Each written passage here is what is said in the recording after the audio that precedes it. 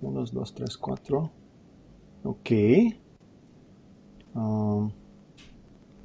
Now we are online. Let's see if it will start there. Yes, connecting.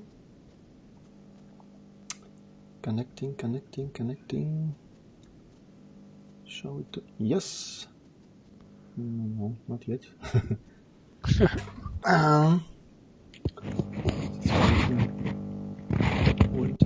Waiting.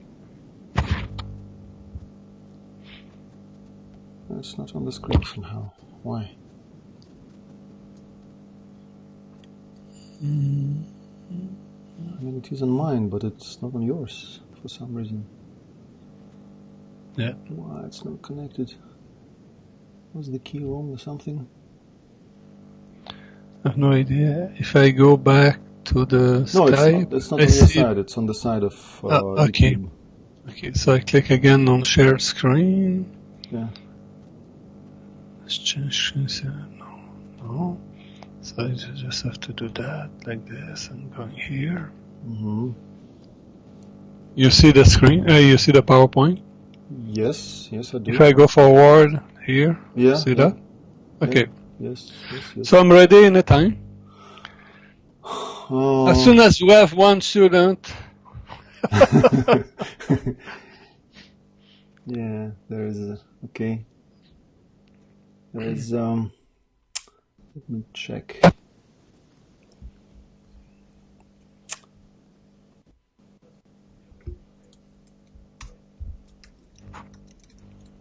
It is working, but it's on my channel. It's not on your for some reason. It's not on that channel that was given to me, even though it should be there. Okay. Because it's on my channel. I sent a link to Maxim. If he can share it or share it to Maxim, can you? We need to talk with. He needs to come to talk with Oleg. Yep. Yes. Can you talk with Oleg? Are you on the phone with Oleg? No, he is not. Can you drop that? I put it down. Ссылка под фотографией российского онлайн, ссылка под фотографией. I need you. Алло, Олег. Да, привет. Слушай, что-то оно не включается на вот этом экране. Сейчас я еще раз проверю. Так, в сеттингах. Вот я ключ поставил, тот, который есть. Stream key. Так, вот он. Save. Да, что-то он не срабатывает. Stream URL. Там какая-то ссылка на стрим есть у вас? Не на само видео, а на стрим. Так, я сейчас еще раз проверю, что у меня на почте здесь. Вот, сейчас. На секунду. Так, сейчас, может, вот эту штуку надо поставить. Ну, вверху, да? Стрим, да, сейчас, секунду. Save. Так, invalid channel URL пишет. Почему? Непонятно, блин. Просто он на моем канале он уже как бы поднялся видео на том видео. Вот я тебе там в WhatsApp кинул ссылку, на котором он работает. А здесь вот ставит так, пишет некорректный канал.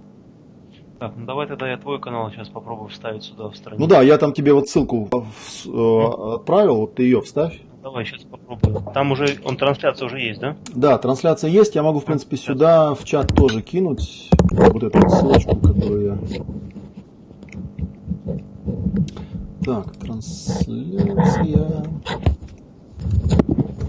работает. Напишем тут. Хопа. Так, блин, в комментариях не должно быть веб-адресов. Зараза, это вот у скайпа вот эта вот фигня. Так, а как тут по-другому можно сделать? Чтобы вы не увидели. So, still waiting.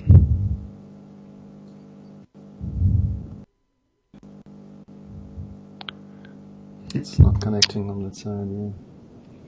Hakuna Matata. Hakuna Matata. Yes. Doesn't tell me, doesn't say to me that it's wrong. It just doesn't show. I have no idea. I'm there. I'm ready since 4 o'clock this afternoon. Yeah, we should check it earlier. So usually what they do on this show, things like that, they just put up a video on a certain page, and that's it. Because I think what was sent out to people is the page, not the link to the video. So it's okay. He will change it, and then we will start for real. Okay. Okay. Well, people have to be there, and you have to be patient too. Yes, I have 31 watching. It's okay. 31? Yeah. It's pretty good. Yeah. 34. Тем, кто нас слышит, я прошу прощения, у нас... So are we in competition with Olympic Games? Yeah. We are gold. Yeah. It's not Canada, Russia yet in final of hockey. Eh? No, not yet. Так, я покажу на секунду себя в трансляции. Ребята, у нас тут настройка идет, и мы сейчас все настроим, и там буквально 5 минут подождите, чтобы у нас все сработало. Я вам пока слайды просто покажу. Вот. Жильбера там слышно, как он говорит, да, меня видно, но меня видно быть не должно. Смотрите вот на слайды. Do you talk to the student? Yes, I told them that they will have to wait a little bit till we... That's good that you entertain them. Okay.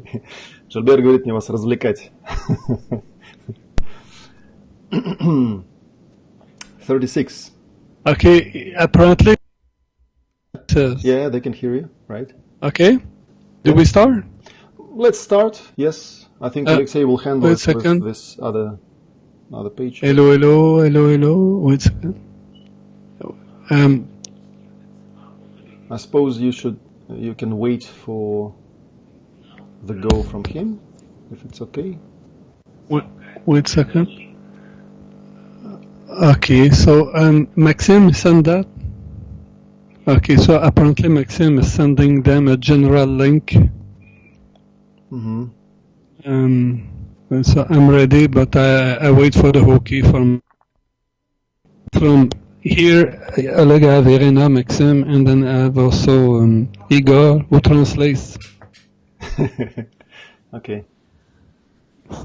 So it's quite many mediators. Yes. So they say, wait a few moments, it's coming. Okay, it's coming. Yeah. I'm just refreshing the page, trying to check if it's working already. Okay. Oh, it's not that page. It was something he sent me before. Yeah, this one. Let me see. Yes. Can Maxime hear me? Can Maxime hear?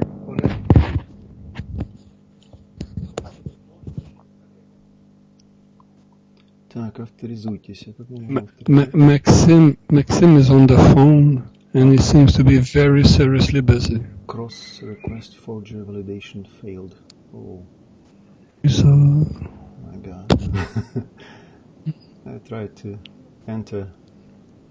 I think Maxime is getting married. He looks so serious. Oh, okay. Oh, I found a way. I found something. Let me check. I can just put it there. I have a question for you, yep. Oleg. You're born on June 27th? Yes. Do you remember that guy who had melanoma? Yes, he had the same birthday as me. Birthday, yeah. How is he today? Do you know? I don't know. He disappeared. I know that he went to live in a village because he thought that he has to change his lifestyle. Yeah, to be away from the media. To be away from the media, to be away from people. And then for like a year or maybe 2 years, I never heard back from him anymore. Okay. He was fine last I saw him. He was fine. Oh, that's great. Yeah. That's great. But remember, he had to have nothing to hide in order to heal from his melanoma. But he was ashamed of hiding certain things. Yeah. So, but it's fantastic when you discover that as soon as you have nothing to hide, you don't need the melanoma. Yes, that's true. It's fantastic. It helped me to help people And I have a doctor in Israel. She's a specialist of the skin, and she has 100 cases of melanoma that she has helped with that. Yeah. 100. Recently, when I started to work with a lot of people, and Can you wait just a second? What? Yeah. Yeah, it's working. Okay, so everything is ready. We can start. I can the link that he put up. It is working. It's not something else, but it's not working on the screen. I don't know why. But it's okay. We are online. Okay, we start. Do they see my presentation? Yes. Let me Okay, see. so we start. Yes, it's working. It's okay. Now we can start for real. Okay, so good evening, everybody. Всем добрый вечер. Доброе утро. Доброе утро means good morning. Yes, for us it's the morning. Oh yeah, it's okay. Okay, so welcome to this introductory webinar into recall healing. Добро пожаловать на этот вводный вебинар по исцелению воспоминаниям. And we can call that diseases and behaviors and adaptation to life. И у него есть такой подзаголовок: болезни и поведение как адаптация к жизни. So welcome to all of you. И, в общем, это касается всех вас.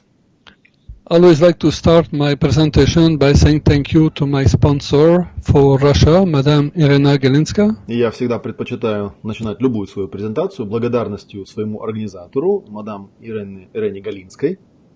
And then to Oleg Matveev for his great translation from my French-English to your Russian. И Олегу Матвееву за его замечательный перевод с моего фрунглиша на нормальный русский язык. Okay, so I have a book in Russian now that is available. На русском языке теперь есть книга, ее можно приобрести. And then dictionary to inspire people to ask the right question in order to help a person to become aware of a problem. Книга представляет собой своего рода словарь, такой словарь, который предназначен для того, чтобы вдохновить людей, задавать правильные вопросы. So people who come to the recall healing workshop, they understand a little bit better how to use it. И понятно, что те люди, которые приходят на семинары по исцелению воспоминаниям, они, конечно, лучше понимают, что именно с этой книгой делать и как эти вопросы задавать. I'd like to always put a disclaimer at this moment. Здесь у нас вначале всегда есть такой слайд: отказ от притязаний. Recall healing does not replace any medical healthcare professional. Где мы говорим о том, что исцеление воспоминанием ни в коем случае не является заменой какого-либо врачебного воздействия на человека. We pay attention to the emotional trauma behind condition and behaviors. Мы направляем внимание на эмоциональные травмы, которые лежат в основе болезней и поведенческих каких-то отклонений. A great combination of these two optimizes the chance of the clients to heal and to improve his condition. И хорошее сочетание вот этих двух подходов, оно может здорово способствовать выздоровлению, исцелению человека. Now please keep in mind that our presentation lasts less than 1 hour. Помните о том, что сама эта презентация будет длиться не более часа. For a topic that means 10 days to explain completely.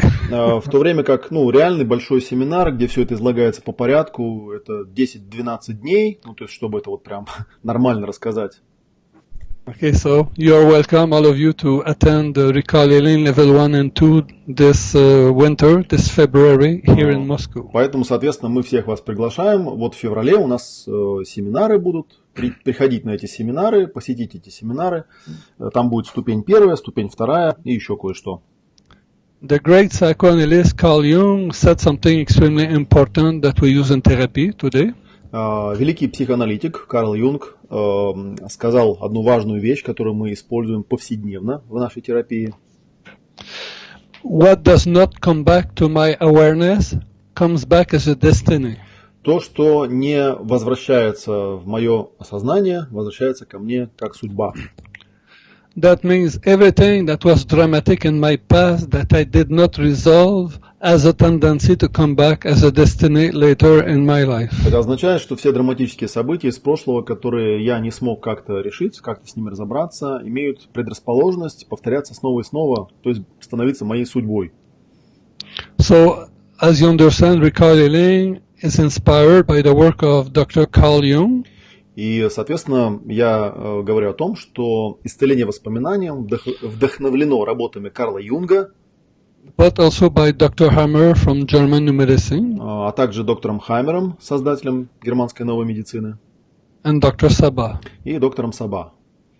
Okay, so and I have made a combination of their work combined with a synthesis that I have made over the last 25 years of natural medicine practice. Соответственно, я из всех работ этих людей создал такой синтез, в том числе добавив к этому мой 35-летний опыт работы в натуральной медицине. So Carl Jung said that in order to heal, there are 3 recommendations to follow. Карл Юнг говорил, для того, чтобы исцелиться, существует 3 рекомендации. When we say we talk about a condition or a behavior. Когда мы говорим про исцеление, мы можем соотносить его с каким-то состоянием тела или с каким-то поведением. The first thing is to identify and resolving the trauma that has initiated that condition or behavior. Первое – это идентифицировать и разрешить ту травму, которая запустила данное состояние или данное отклонение в поведении. Second, take the appropriate action. Второе – предпринять подобающие действия. And third, perseverance and determination. И третье – это настойчивость и определенность. So when we start with identification and resolution of the trauma behind condition is where recall healing works. И когда мы начинаем с первого пункта, то есть идентификация и разрешение той травмы, которая лежит в основе имеющегося состояния, именно вот в этой области работает исцеление воспоминанием. So most of you is aware of quantum physics. Наверное, большинство из вас слышали некоторые вещи про квантовую физику. In quantum physics we say when we observe an experience with care and attention, most of the time the observer changes the result of the experience. В квантовой физике известен такой эффект, что если какое-то событие тщательно и пристрастно наблюдается каким-то наблюдателем, то наблюдатель влияет на исход данного эксперимента. So in recall healing we build a lifeline. И в исцелении воспоминанием мы простраиваем линию жизни нашего клиента. Pregnancy times, what happened to mom and dad during our pregnancy. Тщательно прописываем перинатальный период, то есть период беременности до и после, подробно все, что случилось с мамой, пока она нас вынашивала. And we build what we know from the family tree. И стараемся доступную информацию добыть, касающуюся семейного дерева. This represents a puzzle, an image that we observe. И таким образом мы собираем вот эту мозаику, эту картинку, которую мы стараемся наблюдать. And it's amazing what happens when we observe that. Many things happen and improve in our life. И совершенно удивительные вещи и удивительные улучшения происходят, когда мы наблюдаем все то, что нам удается собрать по ходу этого процесса. And then the appropriate action is have a good healthcare supervision. Подобающее действие, то есть второй пункт, в частности, связан с правильной медицинской врачебной помощью и уходом. Because the recall healing facilitator does not pretend to be a medical doctor. Потому что терапевт по системе исцеления воспоминанием, он не пытается притворяться врачом. This is why we need someone who is experienced as a medical doctor, Ayurvedic doctor, homeopath, acupuncturist. Поэтому мы всегда берем в коллеги хорошего, испытанного врача или гомеопата, или специалиста по аюрведе. A good diet. Человека, который разбирается в диетах. And then perseverance. И следующий пункт – это вот настойчивость. That means you have some people, they come, they want to heal in one day 25 years of bad habits. Это означает, что приходит к вам человек, и он хочет за одно занятие исцелиться от какой-то привычки, которая у него имеется уже лет 25. No, the clients really need to keep going with the right action and the right protocol. И на самом деле понятно, что для того, чтобы это реально произошло, ему нужно продолжать выполнять правильные действия, следовать протоколу определенному. And after a while, you see everything taking place, improving the condition of the person. И тогда, через некоторое время, станет видно, что действительно происходит некое улучшение его состояния благодаря вот этим всем действиям. So this work has started with the work of Carl Jung long time ago, of course. Работа эта началась давным-давно, еще с работ Карла Юнга, которого я уже упоминал. And the work of Dr. Hammer. И работ доктора Хаммера. In 1978, Dr. Hammer was a father of 4 kids. He was a medical doctor. В 1978 году Хаммер был обычным медицинским врачом. У него была семья, у него было 4 детей. He has never been sick in his life. Он никогда в своей жизни не болел. But in August 1978, his son, 19 years old, got shot and fatally wounded. Но в августе 1978 года случился инцидент такой. Его сына застрелили. Стреляли в него, он получил смертельное ранение. So his son died 3 months later. И сын в результате через 3 месяца после этого инцидента умер. And Dr. Hammer, who has never been sick in his life, got diagnosed with a cancer 2 months after the death of his son. Вот. А доктор Хаммер, который за всю свою жизнь никогда ничем не болел, через 2 месяца после смерти сына вдруг получил диагноз рак. And then he couldn't make the connection between that and the death of his son. И, соответственно, он не мог не увидеть связку между смертью своего сына и вот этим диагнозом, который он получил. And then he had the idea to investigate other men around him with the same condition in that hospital. И у него появилась такая идея исследовать, а что же случилось с другими пациентами, которые лежали в той же самой больнице, что и он, с таким же точно диагнозом. And most people have suffered the loss of a child. И оказалось, что большая часть этих мужчин тоже пострадала от потери своего ребенка. Sometimes the loss of someone dearly loved, like a parent, like a very close friend. Иногда это была также потеря кого-то близкого, горячо любимого. Это мог быть или родитель, или какой-то близкий друг. And then he went to see women with ovarian cancer. А потом он решил уже в потоке исследовать женщин, у которых был рак яичника. And he understood that most of these women with such a condition have lost a baby, a miscarriage, an abortion. И тоже обнаружил, что большая часть женщин, которые имели такой диагноз, у них тоже был какой-то эпизод, или выкидыш, или аборт. And later we find sometimes a woman or a man who loses a business that they care like a baby. Позже обнаружил, что иногда это также бывает в том случае, когда человек потерял, допустим, свой бизнес, которого он лелеял как собственного ребенка. Or like a little puppy, a little pepita, you know. И бывает даже, что у человека какое-нибудь домашнее животное, какой-нибудь щеночек умер, например. Okay, so Dr. Hammer was very excited when he discovered the connection between testicular ovarian cancer and the conflict of loss. Конечно, доктор Хаммер был очень удивлен, поражен вот этой связкой, которую он увидел между раком яичка, это его диагноз был, и раком яичников, и вот этим исходной причиной, исходным триггером, эмоциональной потери близкого любимого человека. And then Dr. Hammer will find in the brain the location where that cancer is recorded under the form of a focus. И следующей стадией его открытия было то, что он исследовал компьютерные томограммы мозга и обнаружил, что определенные диагнозы соответствуют определенным местам мозга. So this became his first triad. И то, что он открыл, стало его первой так называемой триадой.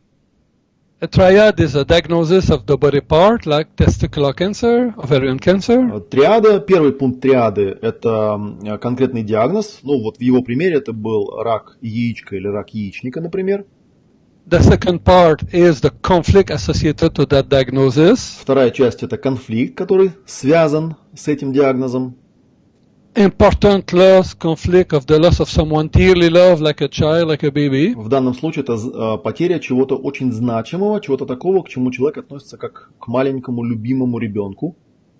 Or something that symbolizes that for the person who has the cancer. Или чего-то такого, что может олицетворять подобное переживание для больного раком яичка, раком яичника человека. And the last part of the triad is the location of the focus in the brain. И оставшаяся часть триады – это расположение фокуса, управляющего фокуса в головном мозге человека. And after that, Dr. Hammer discovered the triad for many cancer, many problems, many pathologies in the body. И после этого, поняв вот этот паттерн, Хаммер продолжил исследование, и он обнаружил огромное количество других триад, которые вот точно так же выстраивались, как в этом случае, относящиеся к разным диагнозам, разным частям тела. And from the early 80s, he started to teach that to many people in the world. И где-то в начале 80-х он стал это преподавать многим людям по всему миру. So Dr. Hammer says that under most pathologies and important diseases, there's an important shock, emotional shock. Доктор Хаммер утверждает, что в основе любой болезни всегда лежит какой-то значимый шок, значимое эмоционально травмирующее событие, с которого все это начинается. And we say the shock is dramatic. И когда мы говорим шок, мы имеем в виду, что это событие драматическое, We are devastated and overwhelmed. которое человека опустошает, подавляет. The shock is unexpected, we are taken by surprise. Этот шок происходит внезапно и застает человека врасплох. And this shock produces an isolating experience within that shock. И в результате этого шока у человека возникает так называемое изолирующее переживание. То есть он чувствует себя абсолютно одиноким, брошенным, никто не может ему помочь. For example, you're a teenager around the table at your grandma, babushka, dedushka, and then someone makes a joke to you. Например, представьте себе, вы сидите за семейным ужином, в гостях там у бабушки или у дедушки, и вдруг кто-то там делает по поводу вас какую-то оскорбительную шутку. That joke hurts you, but everybody laughs. И вам очень больно и обидно, а все вокруг смеются. You laugh in appearance, but inside you feel terrible. Ну и вы тоже смеетесь, поддерживаете компанию, но внутри вы чувствуете себя ужасно. And then after that we keep an obsessive mind about it. This conflict spins 24/7 in the mind. И после этого у вас возникает некое навязчивое состояние, вот этот конфликт, этот эпизод у вас в голове крутится и крутится и крутится, вы не можете от него избавиться. So when we have an overwhelming mind, suddenly we go to bed like that, and the brain will clean the consciousness and sending that into the subconsciousness. Если у человека возникает такое подавленное состояние, то, например, когда человек в таком состоянии ложится спать, ночью мозг подключается к сознанию и как бы вычищает, выгружает суть этого конфликта, забирает его из сознания. But we discovered eventually that the subconscious for the brain is the body that it controls. И здесь такое, да, удивительное открытие было сделано, что вот это бессознательное, загадочное, никакой загадкой не является, это то, что мы все имеем, это тело. So that is the explanation we use in recoiling when you see the rocket. И есть вот такая картинка, которую мы используем в качестве объяснения, вот такая вот ракета. That's the most important symbol I ask my students to be aware of and to explain their clients. И вот эта вот ракета, да, это самый важный символ, который я показываю своим студентам, да, и прошу, чтобы они знали про этот символ и понимали, что он означает. Keep in mind that we are not in psychology, we are in biology. Здесь я всегда уточняю, да, помните о том, что мы смотрим на все это не с точки зрения психологии, а с точки зрения биологии. We compare body of human being like the rocket. Мы уподобляем человека и человеческое тело, ну вот такой ракете. But a special rocket. Но это особенная ракета. If you look at the psyche, the top level of the rocket, you include the psyche, the mind and the consciousness. Если вы посмотрите на верхний уровень этой ракеты, обозначенной буквочкой пси, да, это психика. И сюда мы включаем все, что у нас происходит в уме. This contains our emotions, thoughts, decision, belief, religion, education, conditioning. Это у нас эмоции, мысли, решения, верования, религия, образование, воспитание. Everything we have received from babushka, dedushka, our parents, our educators since we are born until now. Все то, чем нас нагружали наши дедушки, бабушки, родители, учителя с самого момента нашего рождения.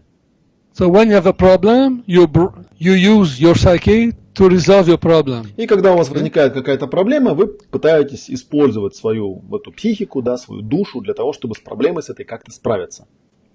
Now the middle layer of the rocket is the automatic brain. Средняя ступень ракеты – это автоматический мозг, which is responsible to keep us alive from moment to moment. Который отвечает за повседневное сохранение нашей жизни, нашей выживаемости, скажем так.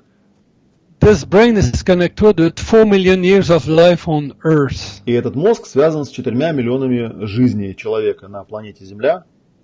And for the last 4 million years of life, there's a predator ready to kill us everywhere we go. И последние 4 миллиона лет назад основной угрозой был хищник, который мог нас убить и сожрать, куда бы мы ни пошли. Think about the cavemen, cavewomen, the Siberia, the jungle, the tundra, where you have beasts ready to eat you. Представьте себе, да, там пещерный мужчина, пещерная женщина живет где-нибудь в Сибири, или в джунглях, или в тундре, там кругом дикие звери, и каждый готов его сожрать. So now that brain wants us to pay attention to our environment. И этот мозг хочет, чтобы мы постоянно следили за тем, что находится вокруг нас. To see the bear coming, to see the tiger coming. Чтобы не пропустить приближающегося медведя или приближающегося тигра. But you will say there's no bear or tiger today. И вы можете возразить, сказать, ну а где у нас сейчас тигры, где у нас медведи? But sometimes your bus. Но иногда это автобус или машина. But sometimes it's your car. It's a car coming on the street. Автомобиль, который несется на огромной скорости по улице. Sometimes your mother-in-law. А иногда это свекровь или теща. Okay, so the problem is, if you are stuck in your mind with a problem, you don't see the car coming and you can be killed. И тут проблема такая, да, что если вы зациклены на какой-то проблеме, если у вас в уме крутится какая-то ситуация, вы же это в автомобиле не успеете заметить вовремя. The problem is, when we fail to find a solution with our mind, the brain can find a solution just within the body that it controls. А вторая проблема заключается в том, что когда мы не можем найти решение в рамках собственного ума, то единственное место, где мозг может искать другое решение, это тело. Simple example. Простой пример. You're a woman. Вы женщина. Let's say 38 years old. Скажем, вам 38 лет. Да? Okay, so when you were young, you decided to choose your right man, you know, is going to be a good husband for you. И вы в молодости решили, что вы найдете себе правильного мужа, который будет вашим, правильным супругом, который будет вам подходить во всем. You became an accountant. Вот, и вы выучились на бухгалтера. You married this man. Вот, вы выходите замуж за этого человека. And when you said yes I do, you do it forever in your mind. И, соответственно, когда вы в ЗАГСе говорите «да», естественно, вы себе представляете, что это навсегда. 5 years later, you have 2 children. Через 5 лет у вас уже 2 детей. Okay, life is beautiful. Жизнь прекрасна. And then your husband start to drink. А тут ваш муж начинает выпивать. Ну и сначала вы как бы даже и не против. But his behavior start to be a little bit embarrassing for the education of the children. Но он начинает себя как-то не очень адекватно вести, это плохо влияет на детей. And then he start to do overtime at work. Вот, а потом начинает он что-то задерживаться на работе. And 6 months later, you discover that he is having an affair. И через полгода вы узнаете, что, оказывается, у него там любовница. And finally, it leads both of you to divorce each other. И в итоге, после всей этой разборки, случается развод. And now you're single mother taking care of the children. И вот вы оказываетесь матерью-одиночкой, которая должна заботиться о 2 детях. And you work very hard. И вы очень много работаете. So this man was the man of your life that you still love somewhere in your mind. И вот этот мужчина, который был, мужчиной вашей жизни, и которого вы до сих пор где-то там, в общем, любите даже. And he has pulled away from you. Он как-то, в общем, от вас отстраняется. When you still love him. А вы его все еще любите. If you don't love him, when he pull away from you is the solution. Если вы его не любите, и он там от вас уходит, для вас это не проблема, да, для вас, наоборот, решение. But when you still love him, it's a shock. Если вы его все еще любите, то у вас возникает шок. And sometimes you don't sleep well. И иногда в результате вы не можете нормально высыпаться. As you keep working every day, taking care of the children, being an accountant, you become exhausted. И поскольку вам еще приходится кормить себя и 2 детей, вот с этой работой бухгалтера, вы начинаете дико утомляться от этого всего. I imagine the psyche, the consciousness is completely overwhelmed by the whole problem. И представьте себе, да, что ваше сознание полностью подавлено, раздавлено вот такой ситуацией. What can do the automatic brain to help? Возникает вопрос, что в данном случае может предпринять автоматический мозг, чтобы вам помочь? during the night, the brain steps into the consciousness. В ночное время мозг подключается к вашему сознанию. And he will take all the core drama from the consciousness of that woman and download that into her subconsciousness. И он берет вот это ядро, суть драмы, которая происходит с этой женщиной, и сгружает к ней, ей в подсознание. When she wakes up in the morning, she remembers all the problem. И когда она утром просыпается, она как бы помнит проблему, But she will forget how she suffered in the problem. но уже забывает о том, как она страдала из-за этого всего. The only problem is the brain, when it downloads into the subconscious, it has to download in the corresponding body part with the problem. Проблема здесь в том, что, как мы уже говорили, когда мозг что-то сгружает в подсознание, сгружает он в соответствующий орган тела. And all around the world, when a woman loves a man who pulls away from her, it's always a milk duct of the breast. И везде, по всему миру, когда у женщины случается такая история, то этим органом являются молочные протоки ее груди. Most of the time. В большинстве случаев. But at first we see nothing in the body. И поначалу в теле, возможно, мы даже ничего не видим. But 6 months later, но через полгода we might identify that condition under the form of introductory breast cancer. Через какое-то время, возможно, в результате обследования обнаруживается, что так называемый внутрипротоковый рак груди. Да, вот этот вот конфликт выражается в нем. So now when for introductory breast cancer, we know it's a conflict of separation that she went through in her life. И мы знаем, что если к нам пришел человек, пришла женщина, и у нее внутрипротоковый рак груди, это означает, что она пережила конфликт сепарации, конфликт расставания с любимым мужчиной. And the first thing is to help her to become aware of that and to make her verbalize about that. И первое, самое главное, что мы должны сделать, это помочь ей это идентифицировать и все это выговорить. Today we know most of the conflicts behind all conditions and behaviors. И в данный момент у нас уже есть система. Мы знаем большую часть конфликтов, которые лежат в основе определенных болезней. So, for example, if you look at the body on the screen, если вы посмотрите вот на это тело, да, на экране, and you see someone with an eczema, и вы видите человека там, да, у него там экзема, к примеру. We say, what did the person experience to force the brain to produce that as a solution? То вопрос, который мы задаем, это что интересно такое должно было с этим человеком случиться, чтобы тело выбрало вот такие симптомы в качестве решения. So for eczema, we find a conflict of separation with one person. Мы знаем, что в основе экземы лежит конфликт расставания с одним человеком. If we find in the body psoriasis, если мы, например, видим у человека псориаз, we find in the psyche two conflicts of separation. Мы знаем, что в душе у него двойной конфликт расставания.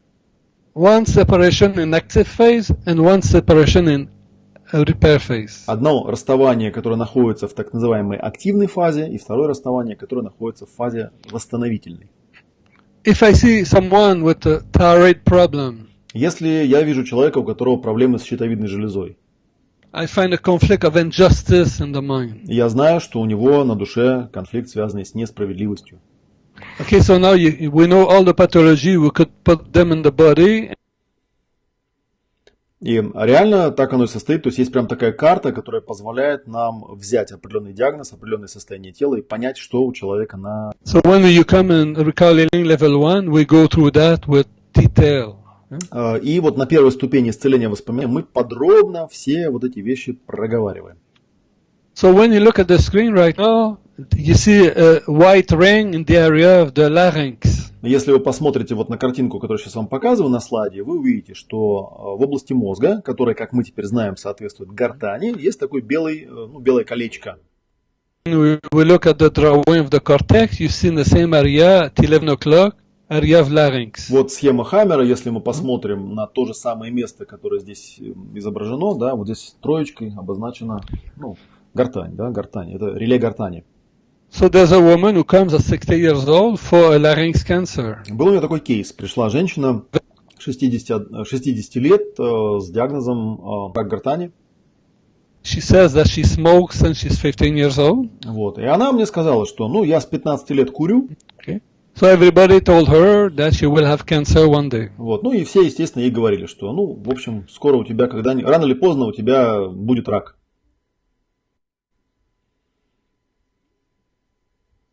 Ну, соответственно, когда ей врач сказал про рак гортани, она, конечно, подумала за курение. И это вполне возможно, скажем так. Ну и давали облучение. Но потом она... So me, I know from what I've learned from Dr. Hammer that larynx cancer, c'est phase of a conflict of feminine fear. Я знаю по вот материалам доктора Хаммера, что рак гортани – это конфликт так называемого женского страха. In biology, okay, all of us, men, women, we have a right side, we have a side feminine, and we have a side masculine. У каждого из нас, если посмотреть схему мозга, одно полушарие называется женским полушарием, другое называется мужским, независимо от пола. So all of us, if we have a feminine fear, at the moment of a fear, we swallow our air like this. Когда случается так называемый женский страх, в момент этого страха мы заглатываем воздух. Вот как Жильбер изобразил, да, то есть вот так на вдохе. Exactly like that, okay? So if we are on the masculine side at that moment in our brain. Если же в этот момент функционирует мужская половина мозга, in biology, you cannot have a fear on the masculine side because you need to attack. С биологической точки зрения мужского страха существовать не может, потому что в этот момент самец должен атаковать. Он атакует вот так вот. It's important to understand that because it will help us to research the right conflict for that woman. И эта пантомима, она не просто так показывается, она показывается для того, чтобы мы могли исследовать правильный конфликт у этой женщины. We keep in mind it's possible that is the cigarette. Мы всегда помним о том, что вполне возможно, что действительно проблема была в сигаретах. But let's explore her life. Но давайте попробуем подойти иначе, попробуем исследовать ее жизнь. Daughter has a baby in August 2007. И оказалось, что у нее есть дочь, и у этой дочери родился младенец, родился в августе 2007 года. The girlfriend of her daughter has a baby as well in August 2007. И у ее дочери была подруга, у которой тоже в августе 2007 года родился ребенок. Both both grandmothers took care of their granddaughters because their mother, 3 months after the birth, they have to go back to work. Ну и так получилось, что обеим матерям через 3 месяца после рождения детей пришлось вернуться на работу, они работали медсестрами, поэтому каждая отдала свою дочку бабушке, своей маме. Вот, то есть внучек воспитывали бабушки. But when the girlfriend's baby is 6 months old, that baby died in her sleep. И у подруги ребенок, вот младенец, когда ему было 6 месяцев, он умер, да, синдром внезапной детской смертности. While her grandmother took care of it. Умер, на руках, пока был у бабушки. Dead baby. Называется синдром внезапной детской смертности, такое явление. And the parent says, yes, mama, this can happen until the baby is 1 year old. Ну и, соответственно, когда они, бабушка, естественно, вторая бабушка была в шоке, ей дочь объяснила, что, понимаешь, да, есть такое явление, и вот до возраста в 1 год такое у детей случается. That means for the next 6 months, this woman with larynx cancer, she doesn't know she will have larynx cancer one day. Это означает, что в течение последовавших за этим 6 месяцев вот эта вот дама, у которой потом случился рак гортани, естественно, на этот момент она еще ничего такого не подозревала. Think about 6 months represent. Но представьте себе, да, там 6 месяцев, 180 дней. When you babysit a baby like that, you go to his bed and you don't see the baby breathing almost. Вот спит у вас ребеночек, да, и вот он так спит так тихонечко, вы на него смотрите, и вдруг вы не видите, как он дышит. 5 times, 10 times, 25 times per day, she's scared that the baby doesn't breathe. И вот она 5, 10, 25 раз на дню, она подбегала, да, вот с этим. Ей казалось, что ребенок не дышит. An average of 10 times per day. Даже если мы сделаем, так усредним, да, предположим, что по 10 раз в день с ней случалась такая история. For 180 days it represents 1800 times. Получается, что у нее было 1000, как минимум 1800, да, эпизодов, где у нее случалось вот это вот, да, такое. Okay. And it's interesting because when we know how it works, the larynx is a tissue that micro-oscillates in the feminine sphere. И здесь есть еще один интересный аспект. Мы знаем, что гортань – это такая ткань, которая на активной фазе конфликта проходит через микроизъязвление. So once the baby got 1 year old, а потом, когда ребенку исполнился год, everybody sang Happy birthday to you, Happy birthday to you. И все спели ему песенку с днем рождения. So the stress of the babushka went down because now the child is out of danger. Соответственно, тут же прошел, потому что она, поняла, что все, в общем, угроза прошла, возраст прошел. And after that, the babushka became very tired. И вдруг после этого бабушка почувствовала себя жутко-жутко усталой. She and her husband went on holidays. И они с мужем решили поехать в отпуск. And babushka got diagnosed with larynx cancer. И вот в этом отпуске бабушке поставили диагноз рак гортани. So now when I talk with her, this babushka has forgotten that she smokes. И к этому моменту, к моменту, когда мы добрались до этого разговора, бабушка уже забыла про то, что она там курит, да. Behind her larynx cancer was the feminine fear that she has for her granddaughter. Потому что она осознала, что в основе ее рака гортани лежал вот этот многократный стресс, связанный со страхом, что ребенок внук умрет. Okay. She healed completely in 1 month from it. Через месяц после этого она полностью выздоровела. Okay, so how you call that? Conscious awareness. И мы это называем, осознание, то есть сознательное осознавание. When she went to start the radiation treatment, когда она в итоге поехала на облучение, as there was nothing, they gave her 1 treatment by precaution, and that's it. На анализах не обнаружили никаких следов рака, ей сделали 1 сеанс облучения в качестве, профилактики, и на этом все закончилось. So in recall healing level 1, 2, 3, we developed that progressively with many other examples. Соответственно, на семинарах исцеления воспоминанием мы на ступенях 1, 2, 3 мы последовательно с такими примерами разбираем разные симптомы, разные заболевания. And then we talk also about the diagnosis-prognosis conflict. Также мы говорим о том, что существует такой конфликт, называется конфликт постановки диагноза, прогноза. And sometimes when you have some symptoms or you feel bad, you start to go on internet. Бывает же такое, что человек, какие-то там у него болячки возникают, что-то он там чувствует, и он лезет в интернет. Some people make already a list of all the possible symptoms and all possible prognosis. А некоторые, особо продвинутые люди, они прям составляют себе списочек, всех своих возможных диагнозов и прогнозов развития этих диагнозов. And some, even before going to the doctor, they're already dead in their mind. И они еще там до врача не успевают дойти, но уже в голове понимают, что, все, смертушка пришла смертная. So imagine their fear of what the doctor will tell them. И можете представить себе, насколько они дико боятся того, что им теперь врач скажет. So we have some people, they have MS, multiple sclerosis for 5 years, but they don't know that they have that. И, были, например, люди, там человек болеет, скажем, рассеянным склерозом, но он у него был давным-давно, он особо, не знал о том, что он у него есть. And they can walk, they can do many things. И он ходил, он делал то, что, нужно делать. And the day of the diagnosis, they almost can't walk anymore. Но в день диагноза человек практически, как парализованный становится, все у него, все способности пропадают, ничего он делать больше не может. It's the same thing with many other pathologies. И то же самое касается множества других патологий. The diagnosis creates a stigma in the psyche for many people, and we need to talk about that. Диагноз, он у многих людей в душе создает прям такую, кровоточащую рану, жуткую, и эту рану обязательно нужно прям проговорить, проработать. Это один из базовых. Okay, so our main tool in recall healing will be the study of the iceberg. Еще один момент, на который мы всегда обращаем внимание в исцелении воспоминанием, это айсберг такой. The tip of the iceberg represents the symptom that we want to heal.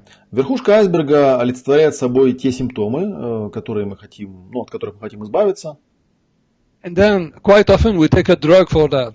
Очень часто мы пьем какие-то таблетки для того, чтобы это произошло. And sometimes the symptoms disappear. И иногда благодаря этому симптомы пропадают. Great. И здорово. But sometimes we live a shock and suddenly, everything comes back. Но иногда мы переживаем какой-то еще один шок, да, и вдруг бах, и все возвращается снова. Why? Почему? Почему так происходит?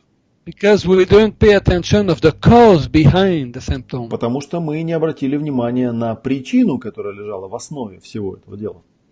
And it is below the surface of the iceberg and the 90% hidden. А причина находится под поверхностью воды на данной картинке, и 90% всего этого дела, оно скрыто, мы не знаем. So this is the recalling exploration.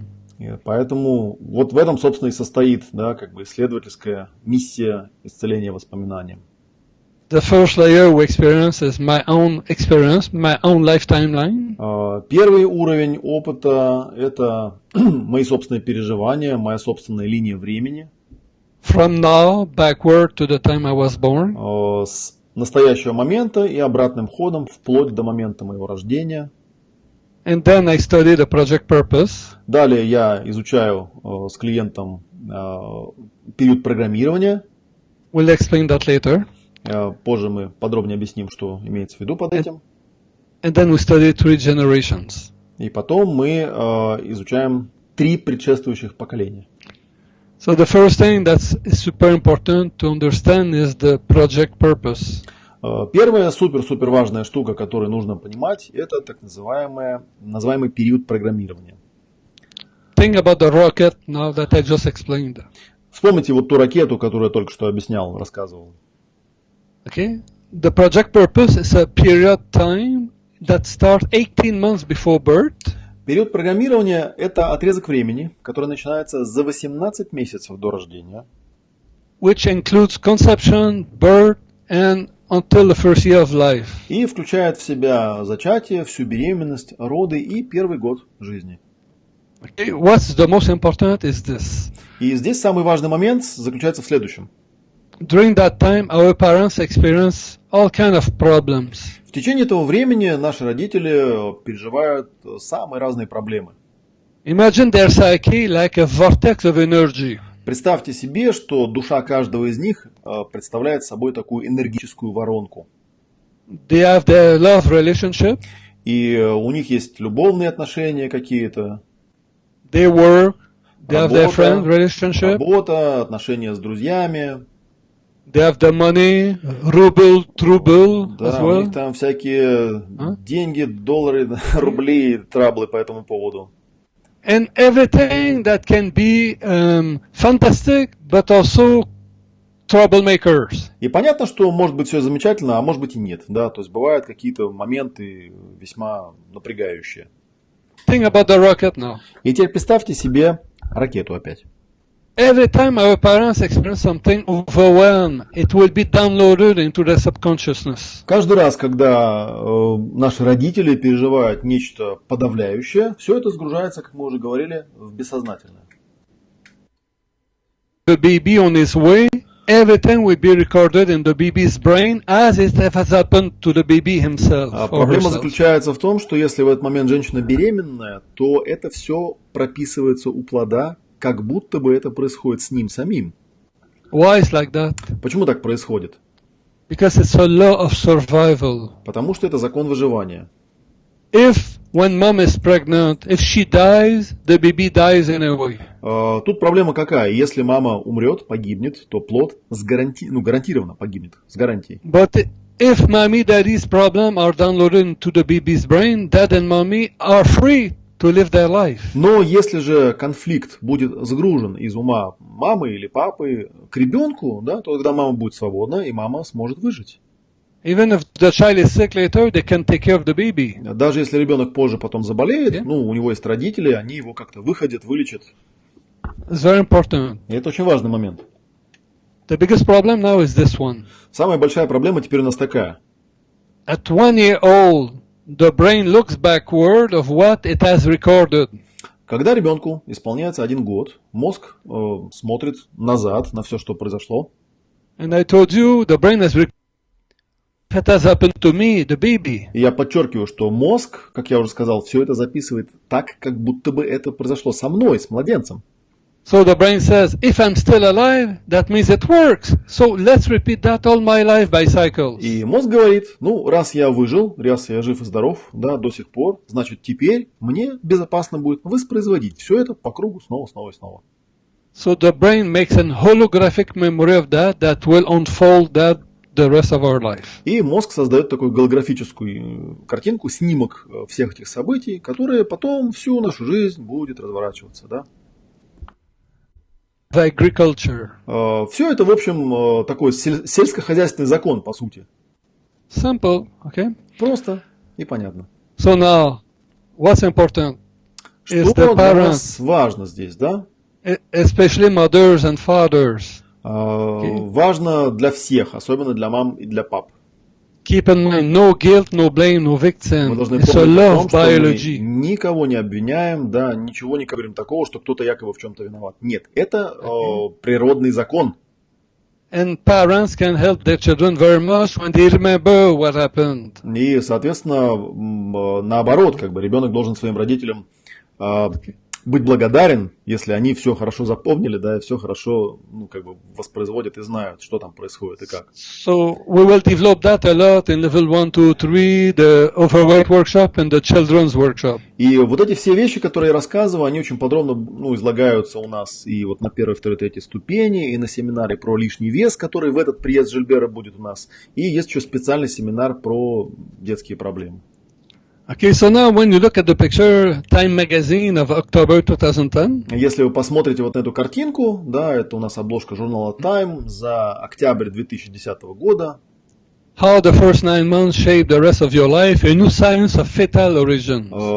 Написано в заголовке, как первые 9 месяцев формируют остаток вашей жизни. Новая наука о происхождении плода.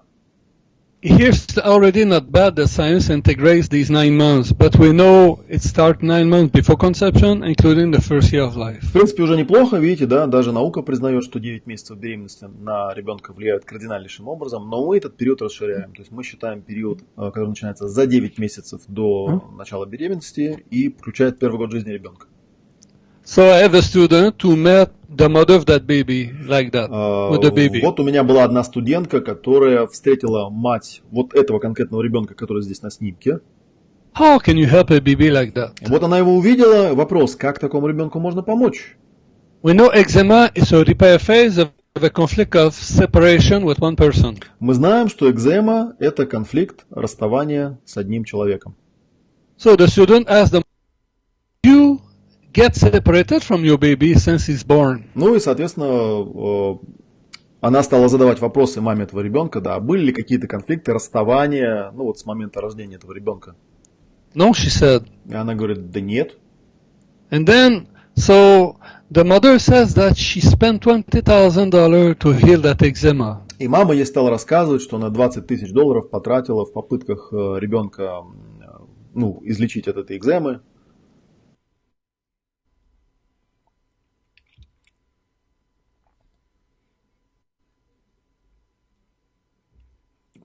Обсуждая как бы все события, предшествовавшие рождению ребенка, она вспомнила, что однажды, когда она была беременной, она жутко поскандалила со своим мужем из-за денег.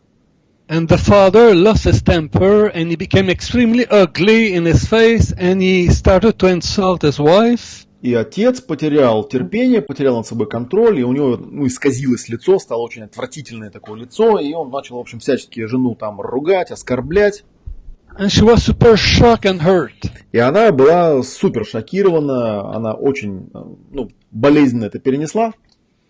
And she told herself after the birth of that child, she will divorce her husband. И она дала себе обещание, что когда ребенок родится, она с этим мужем своим разведется, и все, и на этом закончится. So now the child is born. И вот родился ребенок. Beautiful baby, beautiful face. Красивый такой ребеночек с прекрасным миленьким личиком. And he looked like the father. И он был очень похож на папу. The father fell in love with his baby and fell in love again with his wife and he asked for forgiveness. И папа, когда увидел этого ребенка, он сразу его полюбил, и полюбил свою жену, и стал просить прощения у нее изо всех сил. And the mother loved him, so she forgave him. Ну, а мама тоже, она в общем, любила своего мужа, да, поэтому она его простила. We call that reconciliation. То есть произошло примирение, восстановление отношений. What happened 5 days later? Что случилось через 5 дней после этого? The baby healed completely. Ребенок полностью выздоровел.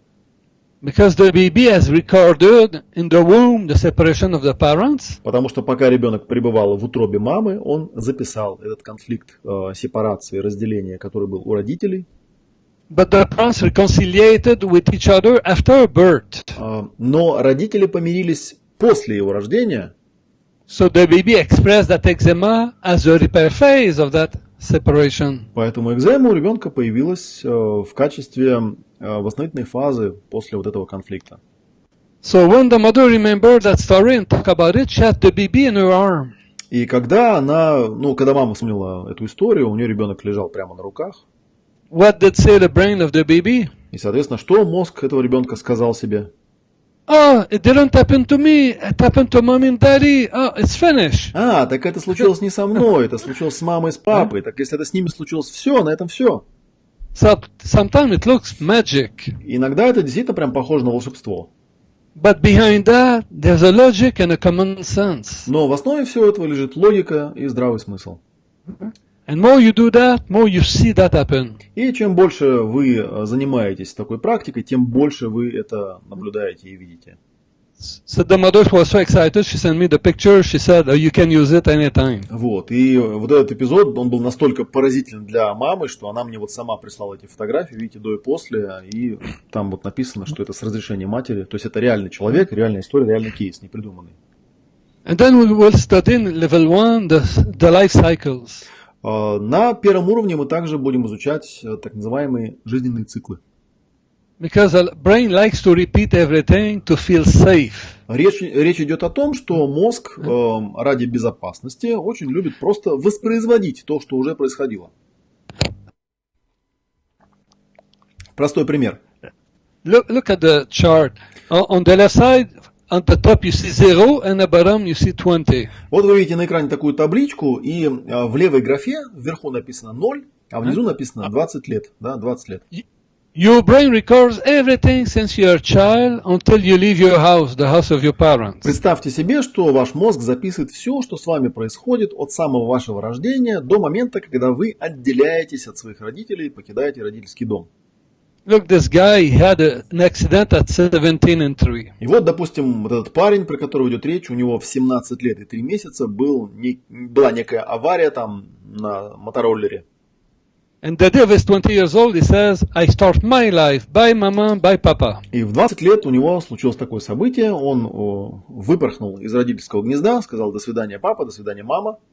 What does say the brain? И что мозг в этот момент говорит? Let's start all over again. Мозг говорит, ага, все получилось, давай-ка мы начнем все заново. That means from 20 to 40, the brain will have a tendency to repeat. Это означает, что с 20 лет до 40 лет у мозга будет как бы такая склонность воспроизводить то, что было на первом цикле. And from 40 to 60, the brain repeats. И, соответственно, дальше потом с 40 до 60. Always add 200 years, as you can see. И всегда, видите, там добавлено плюс 200 лет справа внизу. And then the client is right now 50 years old. So I stop at 60 years old at the bottom. Ну и поскольку I don't create a fourth cycle. Да, данный конкретный клиент, ему было 50 лет, да, то есть я вот здесь как бы обозначил его возраст, получается, что он на третьем цикле в данный момент находится. Look at the scooter accident at 17 and 3. А теперь еще раз посмотрим, да, вот в 17 лет и 3 месяца был у него этот инцидент со скутером, с мотороллером. At the same level, he has a motorcycle accident at 37 and 3. На том же уровне, на втором цикле, в 37 лет и 3 месяца, у него была авария только с мотоциклом уже. What does that mean? Что это означает? It was a shock in the first cycle that he didn't resolve enough. Это означает, что в первом цикле у него был некий шок, с которым он не до конца разобрался по-настоящему. Quite often the big shocks are repeated if we don't process them. И получается такой вывод, да, что вот эти значимые какие-то шоки из прошлого, если мы их не уладили, если мы их не проработали, то они начинают воспроизводиться. Now look in the third cycle at 44 and 8 years and 8 months. Если мы посмотрим на третью колонку, да, у нас там от 40 до 60, у нее там в 44 года и 8 месяцев, у него умерла мать. His mother died. Вот, потеряла мать. Now he's 50 and he still cried when you talk about his mother. Пришел он ко мне в 50-летнем возрасте, и рассказывая о смерти матери, он плакал. How can we help? Вопрос, как можно такому человеку помочь? I asked him what happened to him in the second and the first cycle just before at the same level. Я у него стал спрашивать, что же у него произошло на втором и на первом цикле на том же самом уровне. At first he told me nothing. Естественно, сначала он мне сказал, что ничего не произошло. And look at the second slide. А теперь смотрите, на следующем At слайде. the same level, his father died. На том же уровне на втором цикле у него умер отец. So when his mother died, he had the boomerang effect. Dad's death plus mom's death. Получается, что когда у него умерла мать, он переживал не только за смерть матери, а у него был такой эффект бумеранга. То есть там сдвоенный был удар. I said, did anything happen in the first cycle? И я когда стал спрашивать у него, что на первом цикле было, Oh, look at that. оказалось, Babushka died. когда ему было 4 года и 8 месяцев, умерла у него бабушка. And she was the love of his life because Babushka raised him since he's a baby. А бабушку он очень-очень любил, потому что он, собственно, с ней жил, и она его с младенчества воспитывала. So now he understood why he's so sad, he's so overwhelmed when he lost his mother. И теперь становится понятнее, почему он был так печален, почему он так страдал, когда ушла мать. Because when you're 4 years old in 8 months, it's very hard to grieve and to let go. Потому что, когда тебе 4 года и 8 месяцев, то как-то, реально отпустить, реально прогоревать, ресурса еще нет. Способности у психики такой нет.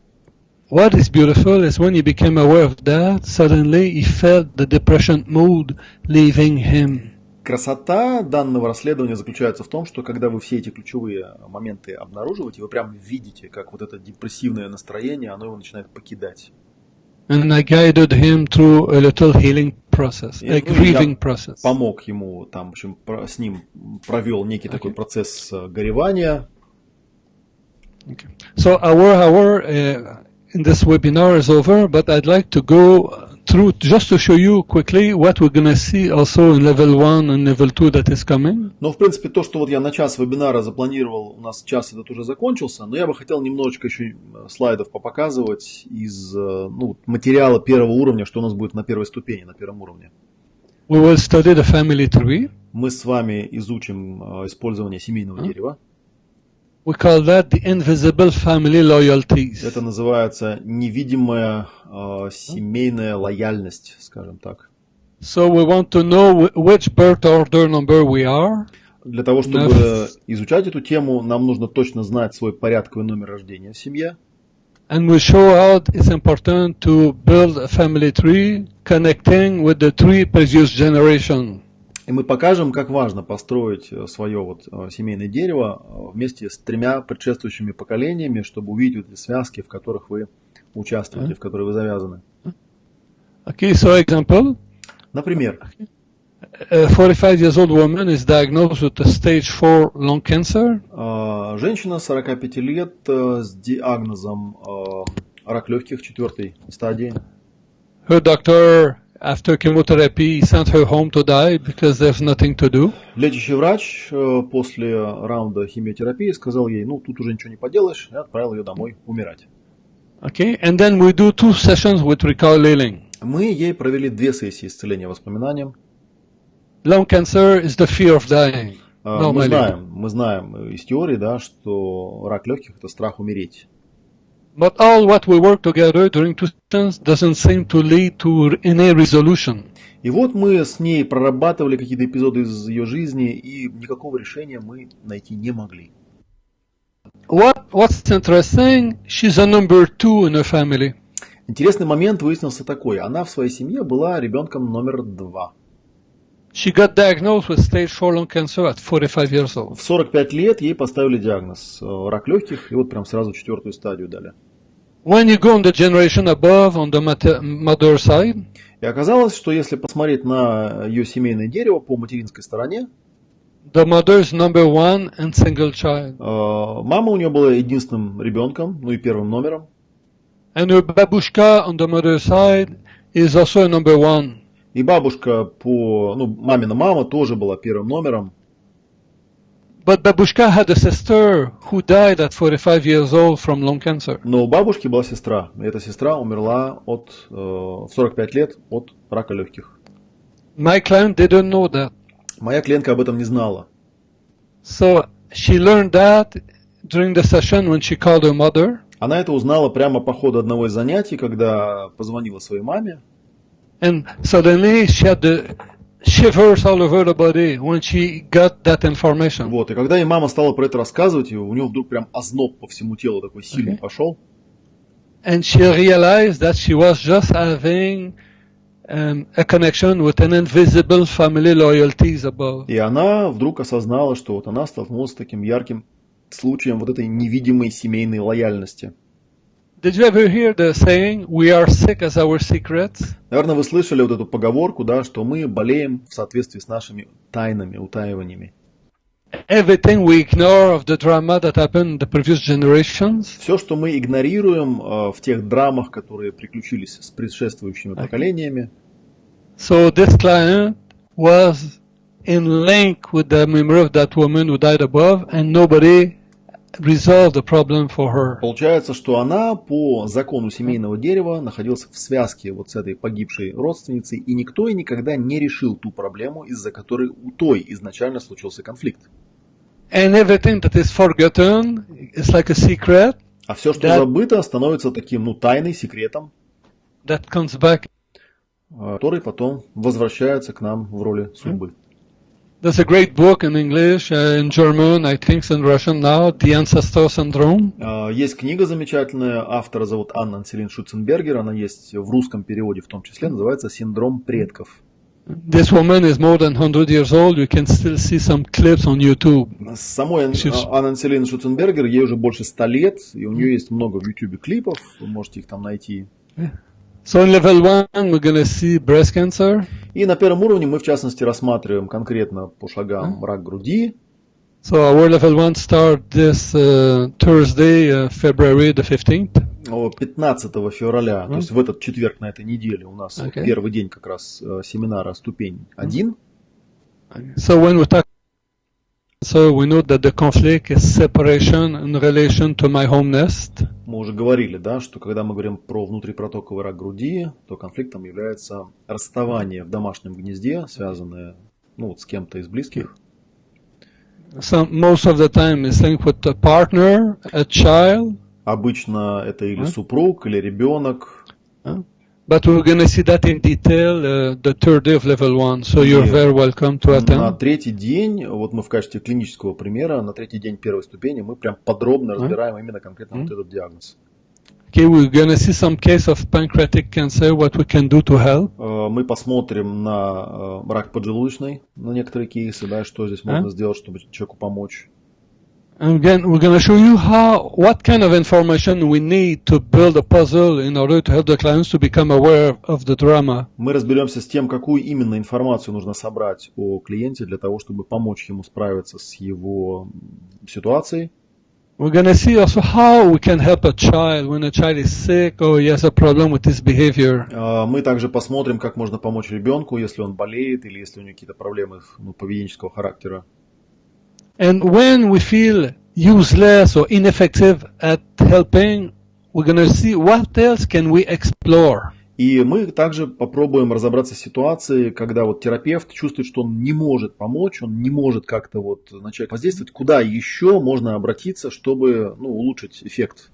It's a very important topic. Это очень важная тема. Okay, so this is why we say the observer changes the result of the experience. Как мы уже говорили, наблюдатель меняет результат эксперимента, да? But we need to rebuild the experience. Но для этого, ну, чтобы что-то наблюдать, нам нужно все это переживание восстановить. And we need to see the truth. We need to be truthful and to break the secrets. Реставрировать, так сказать, истину, да, восстановить истинные события и увидеть их. So if I have an advice to tell you right now, и если бы я сейчас мог дать вам какой-то совет, in the next days, call people in your family and ask, hey, what's the secrets? Попробуйте вот в ближайшие дни позвонить своим родственникам и повыяснять, какие у них тайны. Прям спросите, что вы скрываете. And write them down. И запишите все, что вам расскажут. And then when you come to the workshop, bring your secret and we're going to talk about it. Вот. А когда вы потом придете на семинар, приносите свои записи, мы их все проговорим. Okay? And when there's a problem in a child, it's fantastic how much the parent can help. И я еще хочу подчеркнуть, что когда проблема связана именно с ребенком, просто вот поразительно, насколько сильно родители могут на это повлиять. Most parents give their children to professionals. В то время как большинство родителей, они своих детей сдают профессионалам, так сказать. But when we are in reconciling, we don't work with the children, we work with the mother and the father. Но в исцелении воспоминанием мы не работаем с ребенком, мы работаем с мамой, мы работаем с папой. And then the parents talk to the child when it sleeps. А потом уже вот родителям дается задание проговорить все, что нужно ребенку в момент, когда он спит. And it produces wonderful results. И это всегда дает чудесные результаты. We don't need to believe in that. И в это совершенно не требуется верить. All what you need to do is to do it. Нужно просто это сделать. And what counts in biology is what you do.